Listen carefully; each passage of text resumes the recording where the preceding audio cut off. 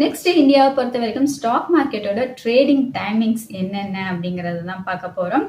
Morning 9:15 to 3:30 PM வரைக்கும் trading hours. இந்த டைமில் வந்துட்டு நம்ம செல் பண்ணவோ இல்லை பை பண்ணவோ இந்த மாதிரி ட்ரேடிங்ஸ்லாம் பண்ணிக்கலாம்.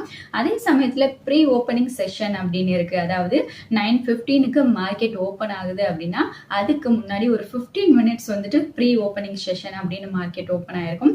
இந்த ஓப்பனிங் செஷனில் வந்துட்டு நம்ம ஆர்டர்ஸ் பிளேஸ் பண்ணவோ இல்லைன்னா மாடிஃபை பண்ணவோ இல்லை கேன்சல் பண்ணவோ கூட செஞ்சுக்கலாம் ஆர்டர்ஸை.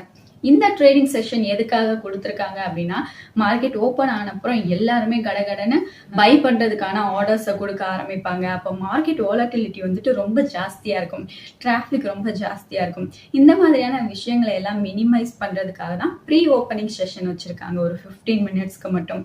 அந்த 15 மினிட்ஸ்ல 9 AM to 9:08 வரைக்கும் நம்ம வந்துட்டு ஆர்டர்ஸ் பிளேஸ் பண்ணிக்கலாம். அதுக்கப்புறமா நம்ம எந்த ஆர்டர்ஸையும் பிளேஸ் பண்ண முடியாது. நெக்ஸ்ட் போஸ்ட் க்ளோசிங் செஷன், அதாவது 3:30க்கு மார்க்கெட் க்ளோஸ் ஆனதுக்கு அப்புறம் ஒரு 10 மினிட்ஸ் கழிச்சு 3:40லேருந்து 4 PM வரைக்கும் இந்த செஷன் இருக்கும். இது எதுக்காக அப்படின்னா மார்க்கெட் க்ளோஸ் ஆனதுக்கு அப்புறமா நம்ம ஆர்டர்ஸை பிளேஸ் பண்ணிக்கலாம்.